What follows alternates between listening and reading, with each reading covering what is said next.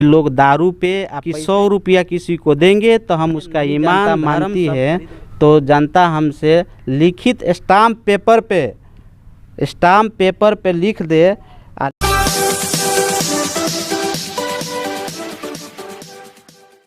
नमस्कार, मैं सचिन और आप देख रहे हैं गौरव बिहार। आज हमारे साथ एक इंजीनियर मौजूद हैं और इंजीनियर की नौकरी छोड़कर मात्र वो पंचायत चुनाव के लिए इंजीनियर की नौकरी छोड़े हैं और पंचायत चुनाव में मुखिया के प्रत्याशी के रूप में वो घूम रहे हैं। हम बलौं पंचायत में और हमारे साथ है इंजीनियर राकेश राय।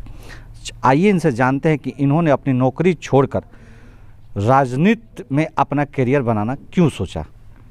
जी नमस्कार। पहले तो गौरव बिहार के सभी मीडिया कर्मियों को हार्दिक शुभकामना और मेरे पंचायत के सभी माता बहनों भाई बहन सभी को नमस्कार है। राकेश जी बताइए कि इंजीनियर की आपने नौकरी छोड़ी, अभी आप युवा हैं और पंचायत चुनाव लड़ रहे हैं, वो भी मुखिया का, ऐसा क्यों? आपके मन में ऐसा ख्याल कब आया? जी, जब मैं देखता हूँ अपने पंचायत में, अब गांव में जब आया मैं, तो मैं देखा कि मुखिया का काम है, क्रिया है, वो बहुत निम्न स्तर का हो गया है और विकास के नाम पे कोई काम ही नहीं हुआ है। विकास के नाम पे लोग को ठगा जा रहा है।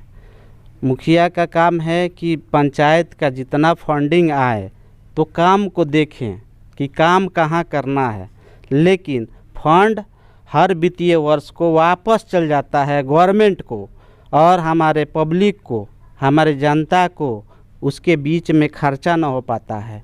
इस कारण से हमने देखा कि अब जनता के बीच में रहकर जनता के लिए कुछ काम उसके लिए किया जाए। तो ये आप एक नौकरी करते थे, नौकरी छोड़ दी और राजनीति का करियर अपने अपनाया। आप जब जनता के बीच में जाते हैं तो आपको रिस्पांस कैसा मिलता है? जी बहुत अच्छा। लोग पढ़ाई को बहुत महत्व दे रहे हैं। हमको खुशी होती है कि आज की जनता जागरूक है और पढ़ो लोगों के साथ ही रहती है और रहना पसंद करती है। हमें देखकर और लोगों को राजनीति चाहे हर क्षेत्र में आगे बढ़ने की उत्सुकता बढ़ती है।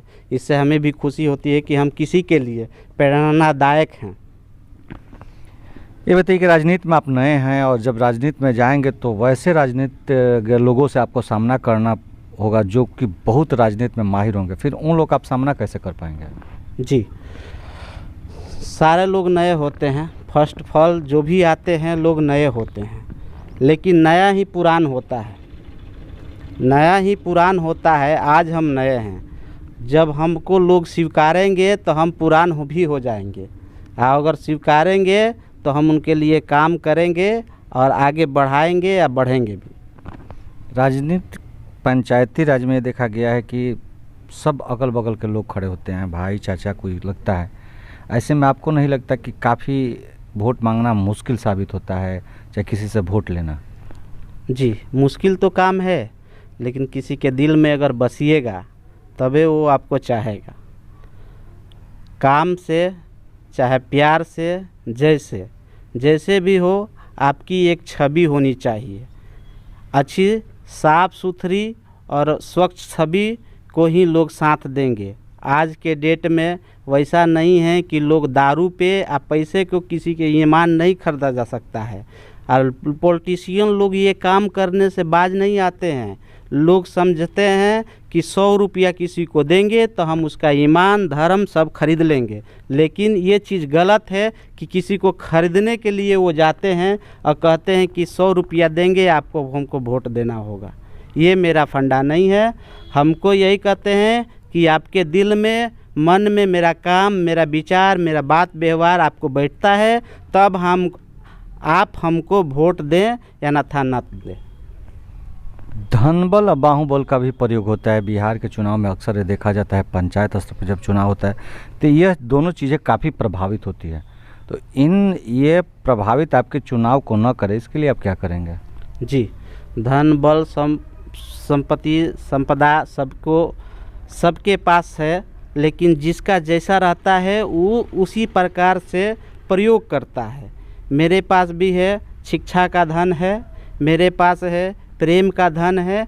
मैं ये धन को लेकर अपने जनता के समक्ष रखूँगा और जनता हमको पूर्ण विश्वास है कि हमको स्वीकार करेगी। जी बताइए कि अगर आप चुनाव जीतते हैं तो सबसे पहला काम आपका पंचायत का कौन सा होगा? जी, सबसे पहला काम ये चीज़ पे मेरा फोकस रहेगा, पढ़ाई और कमाई, दो चीज़ पे हम फोकस करेंगे।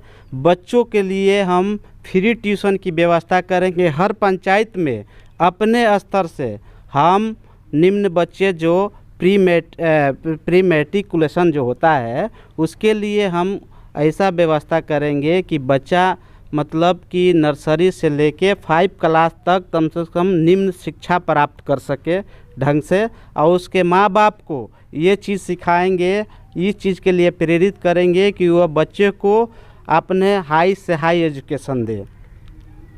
तो एजुकेशन की बात करते हैं, लेकिन पंचायती राज में अभी तक ऐसा कोई फंड नहीं है जिसको लेकर आप ट्यूशन करा सकें, ऐसा कोई योजना नहीं है। तो फिर इस जो योजना के विषय में आप बता रहे हैं, जनता इस पर कैसे विश्वास करेगी? जी, विश्वास तो करना पड़ेगा। आप जानते हैं कि एक टीचर जो गांव की टीचर होते हैं उनको कितनी मंथली होती है?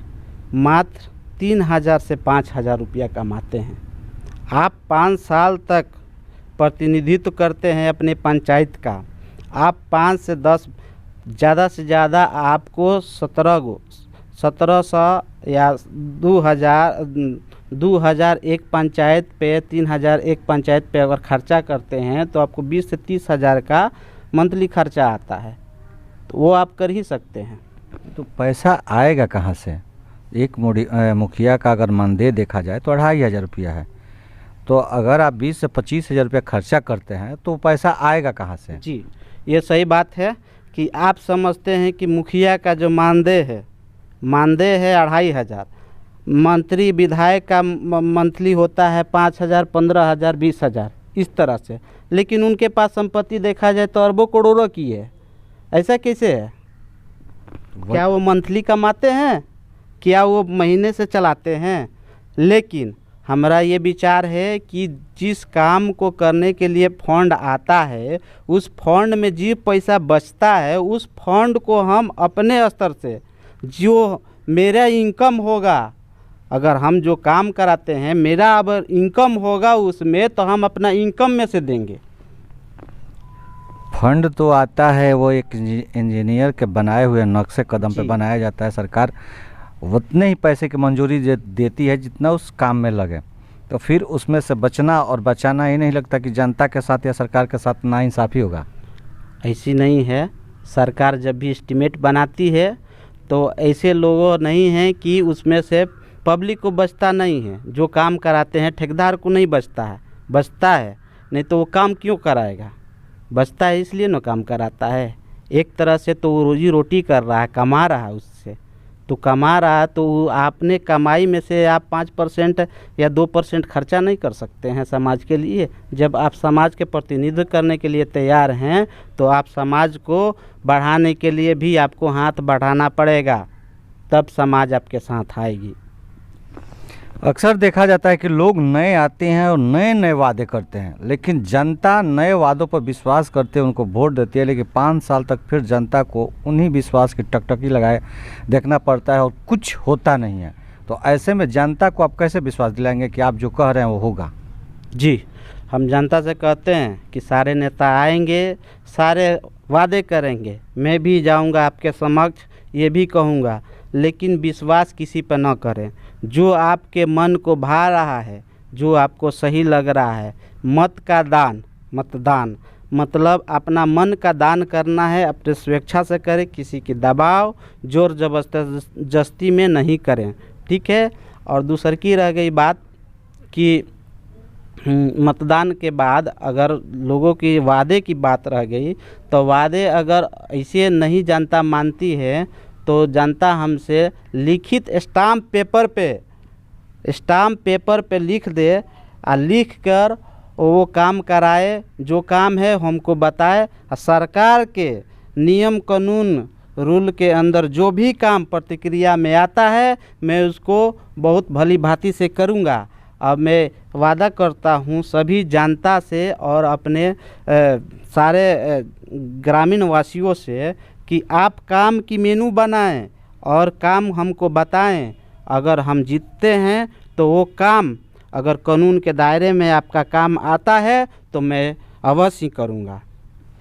तो ये थे हमारे साथ इंजीनियर राकेश कुमार, जिन्होंने साफ साफ कहा कि जनता को अगर मेरे वादों पे विश्वास नहीं है तो स्टाम्प पेपर पर मुझसे लिखवा सकती है और जीतने के बाद उस स्टाम्प पेपर पर लिखे हुए सारे शर्तों के हिसाब से मैं काम करूंगा। अब ये आने वाला समय ही बताएगा कि जनता इनके वादों पर कितना विश्वास करती है और ये अपने वादों पर कितना खरा उतरते हैं। कैमरा पर्सन बिट्टू के साथ सचिन पांडे, गौरव विहार।